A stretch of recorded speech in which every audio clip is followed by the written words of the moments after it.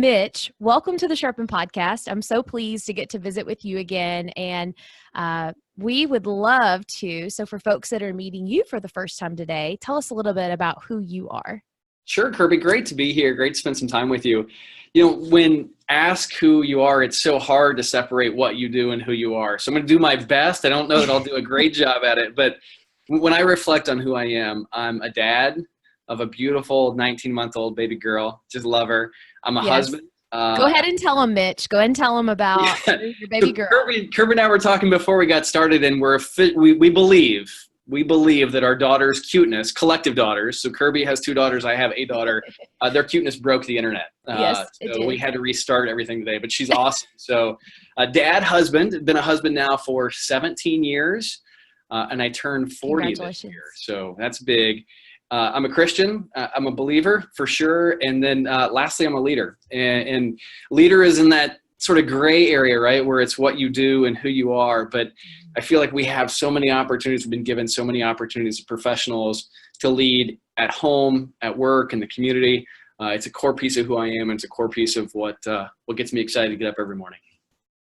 I love it. Yeah. Well, thank you for sharing that.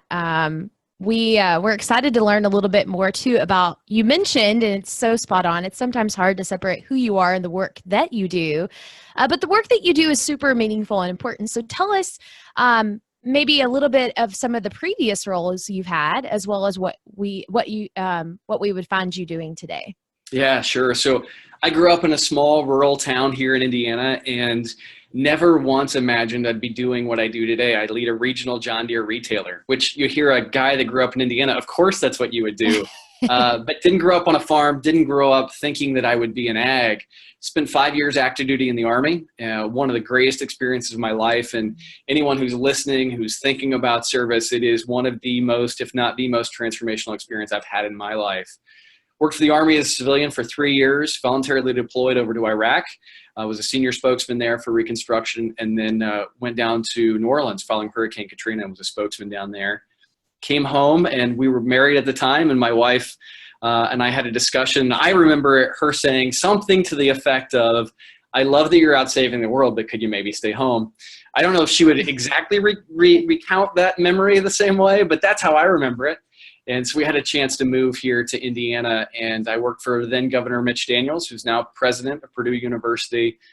Truly one of the most, I think the best governor maybe that the country has ever witnessed, certainly one of the most transformational leaders I've had a chance to work alongside, and which is how I got introduced to the team in technology. So I moved from active duty Army to civilian Army service to state service with the governor, and then met the team at ExactTarget, which is a digital marketing technology company, or was a digital marketing technology company here in Indiana. Joined at about employee 300-ish, and we grew the company, had a chance to finish school, actually got my MBA while I was at ExactTarget, and had the crazy chance to serve as the investor relations officer while I was working in marketing. Fun story there. And then we took the company public at the time in 2012. It was one of the largest software as a service or cloud software IPOs in the history of the New York Stock Exchange. Yeah. Super fun. We ran the company as a public company for about a year, a little over a year. We got bought by Salesforce. I'd worked with Salesforce for a year. Left Salesforce, started my own technology consulting company, marketing strategy specifically, and that's how I met the team here at Reynolds. I joined here and was the marketing leader, so I was the chief marketing officer, chief innovation officer at Reynolds, and about Reynolds being a regional John Deere retailer here in Indiana. And about 10 months in, the patriarch of the Reynolds family came to me and said, "Hey, I want you to be the CEO." And so I've been doing that as CEO, leading this organization I'm entering my 3rd year as CEO. And I tell you, Kirby, it is amazing. And we are blessed with an amazing team, about 250 folks located across 3 states, selling everything from a lawnmower to a combine. And all of the teams of folks that we get to spend time with each and every day, whether it's a mechanic, whether it's someone at the parts counter, a salesperson, just tremendously dedicated, servant-driven people where they just love to serve customers, love to serve the community. It's what this company has stood for. And it has been so good to plug into a vocation, not just a job, but a vocation, a calling, where I feel like we're making a difference. not just selling stuff or selling service or selling parts, but really doing, in the ag world, it's about making sure that the guy or gal, the farmer, has the right piece of equipment to make their operation successful so they can feed the world clearly, but also send their kids to college or whatever it may do. On the consumer side of the business, that's about helping somebody find that lawnmower, the right lawnmower, so they can mow less, they can spend less time mowing and more time with their kids. And I think really finding those connections has been transformational throughout my career journey, is really finding those things that don't just connect on an income statement and a balance sheet. Those are important, don't get me wrong. But where you can have that vocation, right? Where you feel like when your feet hit the floor in the morning, you are fired up and you are ready to go do something that means something more than just that day. That's been the part of my career that I look back on and feel so incredibly blessed. Well, Mitch, I just wish that you were passionate about something. If our audience is listening, I would say they're like, this man is so passionate about the work he's doing. First of all, thank you for your service. Thank you. It was a true honor, truly. Yeah. Well, thank you. I'm listening to you speak with such passion. I'm listening to you speak with such conviction of your why in each of those roles.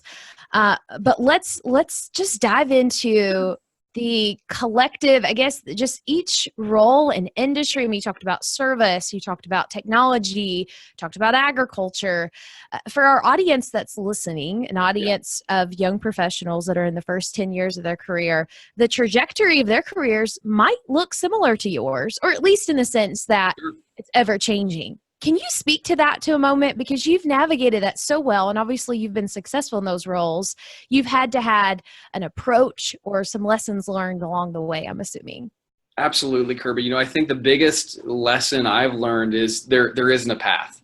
But I think we're so hungry as young professionals to, what's my career path, or what's my path to the next job, or path to the next promotion, or looking for that next thing. I will tell you, in each of those cases, when I left the Army and went to an Army civilian, when I went from an Army civilian to state service, when I went from service with the governor here in Indiana to technology industry and so on, I was never looking for that next job. And I think, not to go too far down the religious path, but I do think there is a point where we're called to do things and providence kicks in, right? The right things happen at the right time, and you just have to prepare yourself for those experiences. I think as I look back and you try to dissect it, and it's super easy to, hindsight, look back and say, oh, well, that was clearly just the plan. That's what I was supposed to do. The reality is there's an input there as well, right? You have to work hard. You have to, I always told folks when they said, so what is it that you're supposed to do? I said, be good at everything, be great at something. And I think that's the piece. When I look back at each of those, there's one thread that I can pull through it all. And I think there's one thread that even serves me well here today is communication has been a big piece of it. So in the Army, I was a public affairs specialist. When I worked for the Army as a civilian, I was a public affairs officer. When I worked for the governor, I was in media relations. When I was with the technology industry, I started out in marketing and moved to investor relations. And I think what we'll find is, as young professionals, it may not seem like we have that clarity of what that thread is, but you're building that thread each and every day. And I would just encourage folks and pour into folks that as you try to discover what that vocation is that you have, think less about the job, think less about the role, and think more about what's that thing, what's that one unique thing that I can bring to the fight each and every day. And while it may take on a little different sort of methodology or application, there's still that one thing. And for me, it's been communication along the way. And I'm sure that as you look back even on your career, Kirby, you've found that thing, right? That one thing that is so true to who you are, despite the application of that thing. Yeah. Yeah, that's so good. Do you have any tips? Think about if someone's like, okay, how do I do that? Did you build a team of mentors? Did you take the Enneagram assessment or the Myers-Briggs? Can you walk us through how you've approached that throughout your career? Yeah, I wish I could say yes. I don't know. I think the one thing I will say is I've always found joy in what I've done, and in turn, that is who I am, right? And so early on in my career it was I want to make sure, if I'm working on the base newspaper, the Fort Benning Bayonet was the name of the newspaper. I wanted my stories. I wanted to earn a place in the front page. Yeah. When I was, working for the state, I wanted to make sure that we brought as many jobs to the state as we possibly could. When we were at Exact Target, I wanted to do everything I could to make Exact Target a great company. I think that's the piece where it's tough for me to look back and say, oh, well, there's this thing and I built this methodology to go after. I think a lot of the resources you mentioned are great. What I would say has worked for me is, one, just a lot of hard work and perseverance. But the other thing that's even more important than that is that I had an awesome coaching crew on my side all along the journey. I look back at transformational leaders that I didn't just work for, but I learned from. And, I didn't always know that was the case. I'll share a story with you that I think is wildly transformational. At the time, I didn't know. And hopefully he's listening. His name was General Joe Schrodel. General Schrodel and I worked together in San Francisco. And so I was working out there as a civilian, and General Joe would send an email every Friday. And this was back when, and many of your listeners may not even remember this, but back when BlackBerrys had a keyboard, he would hammer out a Friday email on his commute or wherever he was, and he would send it out, and it was his Friday note. And I always thought that was neat, right? That the general would take time to send to us civilians and to the military folks that were working for him sort of what was going on. It was one of those things that I sort of filed away. Well, fast forward then a handful of years and I'm at Exact Target, and we go through a massive growth cycle. And Scott Dorsey and I, the CEO then, he and I had an idea of, hey, we should have a Friday email. Scott sent an email every Friday during my tenure with Scott. Every Friday that I was there, I believe it's still a tactic that's still being used at parts of maybe even Salesforce today. I don't know. Certainly when Scott was there, it was. And it was so transformational, Kirby, that when Scott left Exact Target and Salesforce, he actually published a book internally of all of his Friday emails. So every Friday you go back and see what was happening in the company. And now I'm doing it here at Reynolds Farm Equipment in Indiana, Ohio, and Kentucky. And I'll tell you, it is such a cool thing, right? As we think back about all the things that have shaped us as people and as leaders and just as sort of team players, we don't always know that the people that we work for, we're learning from. And I think that Friday email from General Joe was a great one. I look back each and every one of those pieces, whether it was General Joe Schrodel, whether it was General Tom Bostic in Iraq, a truly amazing leader, an amazing guy, actually from my wife's hometown out in California, crazy coincidence.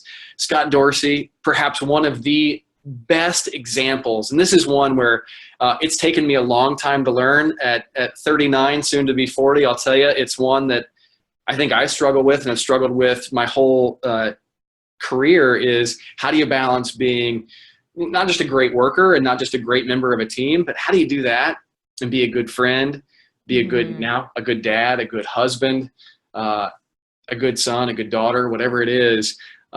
Scott exemplified that. And then folks like Tim Kopp, Tim now at Hyde Park Ventures. Tim is just a great guy, and one of the first guys that I really got a chance to spend time with, learn from, right? Be led by, but learn from, who really taught me this intersection of faith and work. And it's one that I don't know that I never really fully experienced until I met Tim. And I will tell you, Tim has been wildly transformational, not just on me, but on my wife and our family now with my little daughter, Sadie. And just so neat to see great leaders, not just teach, how to build a better mousetrap, whatever it is you're doing. And look, we all know people in our lives who have helped us be better accountants or better business people or better fill in the blank mechanics, whatever it may be that life has called you to. But there are people in our lives who make us better people, right? And yeah. Tim is one of those guys who's just been awesome and will continue to be a part of my story for, I hope, for the rest of this chapter. Oh, we loved our time with Scott at the EdgeX conference. He was a part of the Sharpen after party, and some of his words around whether it was communication and the advice he gave to young professionals, you could just tell he's just super humble, super wise. And so it's cool to hear you talk about how that shaped you as well as a leader, as a professional. I love that you use that term, led by, learn from. And you talked about how Scott had shaped you, not only to be a great worker, but also the other aspects of your life. I mean, you gave him credit. You're like, he's just such a great example. That's one thing, Mitch, that a lot of our audience will say, this is something I'm working through, figuring out. Yeah. Do you ever figure it out? But can you just kind of walk us through that of what you're learning, how you're growing in that space, and any just key encouragements for our audience today? Yeah, I think a lot of it's getting reps in, right? Whether you're an athlete and you're going to the gym, whether you were in the band and it was putting hours into practice, the same is true for leadership and professional growth. I think, working with, surrounding yourself, finding yourself in places where you're surrounded by these people who'll make you better. I was reading a couple weeks ago, and I forget the gentleman's name who had the study, but you're the product of the 5 people you spend the most time with. Yeah. And it is striking. If you think back about the 5 people you spend the most time with, yeah, there are elements of that that are absolutely true. And I think the question the audience has to ask themselves, is that who I want to be? Right? Am I not just surrounding myself at work with people who are really good, but am I doing that across my whole life? Am I doing that in my civic engagement? Am I doing that in nonprofit engagement? Am I doing that at church? Whatever it is that you're called to do, are you finding yourself? And for me, I absolutely am. There's a great fella who I had the chance to get to know while at Exact Target, and we've been friends today. His name is Rob Wiley. He's a big part of the Edge story, so you may have met him, Kirby. Rob is a great guy. He brought to me, and this is one where I would encourage your audience to really think about this, because he didn't know, and I will do my best not to get emotional talking about this because it is so transformational to my life. Rob knew that I was going through a tough time. Right. And this is when we're at Exact Target and just working a lot, and there was just a lot going on. And what I'll never forget is Rob left a book on my desk with a little handwritten note on it and said, hey, here's some encouragement for you. And I still have that note today. It's actually the bookmark in my Bible. And the book is called Hidden in Christ, and it's by James Smith, and a phenomenal book. But what a great example of someone. And Rob's a little older than me. I'd put us in the same category of age. But it wasn't like I was a mentee in need of a mentor. It was just a guy being a guy caring about another guy. And he took time out of his life to make one little effort, spend $15 or whatever it was on a book. And that is one of the most transformational things as I step back and look at sort of my journey. And now I'm encouraged to. As we were talking before we jumped on today, I just sent that book to someone else. And I think that's the piece is, as I look back and the things that you wish you would have done or wish you would have learned, gosh, little examples of gratitude, little examples of encouragement go a long way. And you know it when you feel it, when it's to you. And I challenge myself today of, am I doing that enough? I've been given so much and been blessed with so much of folks pouring into me. How do I take that and pour back into others? Oh, thank you for sharing that. I love that story of Rob. I've only met him briefly. That does not surprise me. He's such a generous person. Such a great guy. Yeah.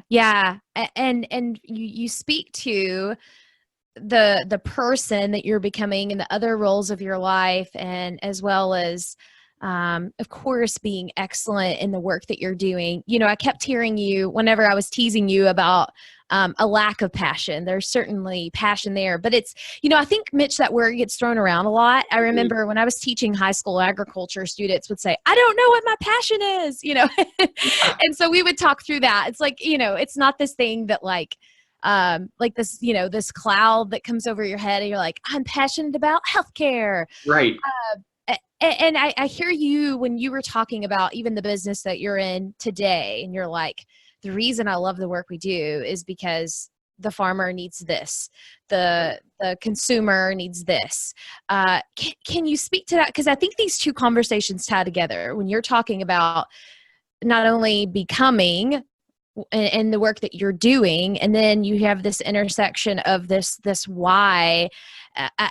I think that's probably something you've probably spent some time thinking through. Absolutely. I mean, it is tough. There's this juxtaposition, I think, that happens, right? And the student example that you gave is perfect of when you're a student, and we're always students, right? It doesn't matter what age we Yep, are, what chapter we are in life. We're that's always good. always trying to learn. And I think we're always wrestling with what is this thing? What am I being called to do? How am I supposed to do this? How am I supposed to deconflict all these messages that I'm receiving? One thing that has really worked for me, and I don't pretend to have it nailed by any stretch of the imagination, right? I think we all have to realize that we wrestle with things every day. And what are we doing? Are we giving the very best of us? Not just giving the very best, we're giving the very best of us to those around us. And I will tell you, the one thing that has really come to me as sort of that foundational element is service. And Mm. it's what is my passion. It's not the application of, I'm going to go twist a wrench in the shop. If that's the case, not a good idea. And, I can clean tables down at the cafe. All those things are examples of service that I can do. But my heart, what really connects with me is service. And I look back at the Army service. I look back at time with Governor Daniels' service. I look back at my time at Exact Target. It was service to Scott Dorsey. Yeah. And I think that's the one thing that, it's tough to see it when you're in it, but when you realize it, you know it. And Mm. you realize this is what I'm being called to do, right? And if I can define what that is, if I can define what is that thing that motivates me, that is my passion, not what I want to do, but what I want to be. I want to be someone who is of service. I want to do everything I can to serve. Now that audience may be different. This weekend at church, it materialized as me dressing up as Prince Philip for the kids, right? Today, it's making sure that I build a great company that has a foundation that honors the past. Company was founded in 1955, and I do everything I can to preserve that and continue to advance that. And so I think that red thread of service is what it is for me. For everybody, it's going to be different. But when you find that, it unlocks an amazing amount of joy. Absolutely. And as I'm listening to you too, thinking about our audience, one theme that pops up over and over is I went to school for a degree in this. I've been Right. doing this. I found myself excited about this. And now I've transitioned. I'm giving an example of a friend. It's like, I love being a registered dietitian. And now I'm transitioning into the season of life of being at whole full time with 3 little ones. And then this, and then this. And sometimes it can feel like, am I failing? Because I got this degree in this thing. But then all of a sudden, if the passion is service, if the Right. goal is service, all of those seasons, all of those professional experiences have that thread. I think it Absolutely. takes that weight off a little bit for especially for our audience. That's like carrying this burden around of thinking Right. there's one track. Well, it's hard, right? You've got Yeah. debt on the balance sheet from college, and you're Yes. you're carrying student loans, and you went to school to do fill in the blank. You're like, man, I'm doing fill in the blank, and I just don't know if fill in the blank is my thing. Yeah. But guaranteed, there is somebody somewhere who has been in that same boat. You're not alone, and the reality is there's a piece of your life, whomever this may reach, that you love, right? You get excited about it, you feel joy, the hair on the back of your neck stands up a little bit, and you're ready to get up early, even if you're not an early bird. That's it. Right now, how do you do that, and how do you mix that with actually paying the bills and making sure that the rent's paid and the mortgage paid and all that stuff? Boy, that's a longer discussion. But gosh, if you can find those two things, look out. Oh, that's so good. Mitch, you have such unique experiences that you have shared with us today, and a great perspective on vocation, why you do what you do, that thread. I guess that's what I'm gonna. There's that common thread in all the roles that you have had. Is there any last bit of encouragement as you think of an audience of young professionals that are in that, in the trenches and the newness and the excitement? Right. Is there any that last bit of encouragement, that lesson that you would say, hey, here's just one thing to always keep in mind? You keep talking about the one thing. So what's the one thing? Yeah, I think the one thing is seek roles that push you. Right? It's so That's good. easy to sort of fall into, I'm the new guy, I'm the new gal. This is my role in the team, this is what I'll do. I have never been in a part of an organization where somebody said, hey, I want to do that, or give me a shot at that, or hey, I'd like to be a part of that, where they've said no. And as I look back at my career, whether it was in the Army, whether it was working for the Army as a civilian, whether it was with the governor, whether it was Exact Target, or even here today, anytime that I asked for more opportunity, and I'm not talking about a new job, I'm not talking about a raise, three different things, right? But hey, I really would like to be a part of fill in the blank. Don't care if that's carrying boxes, shuffling papers, whatever. I just want to be exposed to it and I want to do it. Gosh, if somebody came to me today and said that, I'll figure out a way to make it work. And I think all leaders who care about their team and want to be a part of that will do the same thing. And I just encourage the folks who hear this today to be really thoughtful. If there's something that you see happening within your organization that you want to be a part of, or you want to learn about, or maybe you had a class in school about it, but you haven't done it in a while and it just sounds kind of neat, ask. Doesn't mean you get to step away from everything that you're responsible for. That two different things. You've got to do. Your job is price of admission. Being great at what you do each and every day is price of admission to get to explore these other things. Once you have that price of admission pay, go ask. Go push yourself. Find those opportunities because they're there, whether you're in a small business, whether you're in a big business, whether you're in a mid-sized business, whether you're here in the States or whether you're anywhere around the globe, those opportunities exist. Just ask. Oh, this has been so good. So fun. Thank you. I've enjoyed it. Yeah, thank you. We've enjoyed learning from you, Mitch. Every single episode of Sharpen, we ask two questions, essentially. One is, do us a favor. We would love for you to make a shout out. It could be a person or a group of people that you want to express gratitude to today. Okay, so there are, I'm gonna already break the rules, Kirby. I'm gonna give you three. Oh, okay. I love it. More gratitude is better. We're going to break the rules here a bit. So I have to thank Scott Dorsey, truly one of the best examples of blending husband, father, work, and just an incredibly positive energy. He has set a standard that I aspire to deliver each and every day. Awesome leader, just a phenomenal man. He's a guy who I have to say thanks to and will forever be indebted to.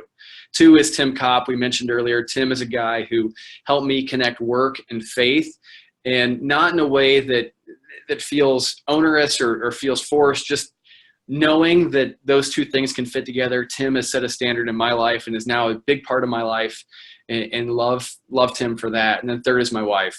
My wife and I were married in 2002 when I was a sergeant in the Army. And I can't imagine, because neither one of us could imagine that we'd be on this journey together. And I could not be here today without her love, her support. She's awesome. She sounds like it, especially if she's Sadie's mama. Oh, I don't know if you do. We can edit that part out. I know sometimes kiddos' names, people. It's okay. It's okay. Look, any time that I can just love on Sadie and Lindsay both, it's a good day. Okay, good. I was gonna say, I know that preciousness, it sounds like it comes from mama too. For sure. Well, thank you. Thanks for going through that, for mentioning those names. And to be orange, right? As Scott would say. Yes, well done. Yeah. No, he's got a really cool he's got a cool little motto there. We'd also love to hear from you today. What's been a game changer for you? It could be something personally, professionally. I always mention it. I always say it can be a food item, but very few people take me up on that. But a book, a podcast, a conversation that you had, something that sent your path in a different direction. Yeah, there's so many things, right? It's always tough to pick one. Yeah. Maybe I'll share with you something that was a game changer for me of late, because it's tough to sort of sort through it. And I think everyone can do this because it's easy. I committed last year reading a book a month. Mm-hmm. Now, that to me, as a guy who has been a long time since I've been in college, is like, I don't know if it's going to work. But Audible is my friend. Audible is a wonderful tool. And so read a number of books last year that really have given me an opportunity to kind of pour back into myself for leadership and inspiration and guiding. And there's a number of books out there that were big to me. But I would it's so easy to say, I'm going to get this new job by next year. Or I'm going to do this by next year. I'm going to save this much money. And we never really get to that piece that is enduring. And so the big game changer for me is, hey, it's okay to invest in yourself. And hey, it's okay to say we're going to do something crazy, like read a book a month. And so far, that's held true. Oh, congrats. That's awesome. Hey, Nice. one tip for that, or maybe it's I think it's across the U.S., but there is a an app called Hoopla and Hoopla. Libby, Okay. and if with your library card, the folks at Audible, who I'm sure are regular listeners to Sharpen, might Absolutely. be mad because you can get them for free and support your local library. Well And with all done, the Kirk. Well done. it's my favorite app, and my friends that are listening are probably cackling because they're like, "You need to stop talking about this." So there you go. It's a great Very resource. good. Thank Yeah. you. Yeah. Well, thank you for joining us.